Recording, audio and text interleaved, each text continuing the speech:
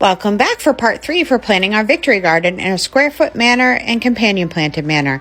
If you haven't seen part 1 and part 2, go back in my videos and watch them.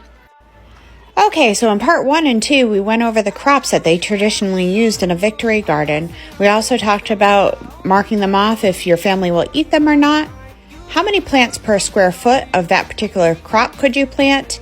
And what are the minimum that you would need to plant per person to be able to save up for a year based on information from the family garden plan that's linked in my bio if you're looking for a copy of it. Now we're going to look at this in the aspect of a family of 4.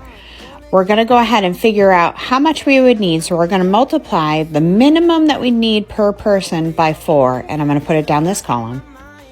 Okay, here you go. And remember, Melissa's book didn't have some of these crops in there, so I wasn't able to do all of them. Also, don't come hating on me. This is just the information that I have available to me.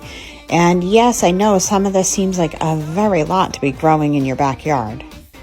Okay, now I'm going to go ahead and go down this last column here, total square feet needed.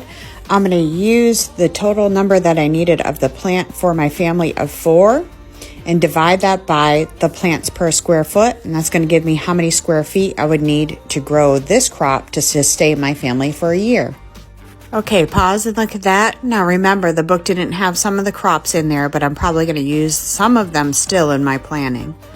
So you can start to see here with beans, for example, pole beans, you need 10 per person, and you can plant 8 per square foot. For a family of 4, you need 40 plants, but that only takes up 5 square feet, so not too bad. But then you can start to see stuff like broccoli. Broccoli, you can plant 1 per square foot, and at a minimum, you'd need 3 plants per person. For a family of 4, that's 12, which equals taking up 12 square feet. Broccoli is really sensitive to heat and is very susceptible to pest damage. So that may be something you don't want to plant unless you absolutely have the space for it. And I know my family likes to eat broccoli. So if I don't have a big enough garden space to grow broccoli along with everything else that I feel is more important to grow, then I may want to try to figure out where I'm going to get some so I can store it up and put it away.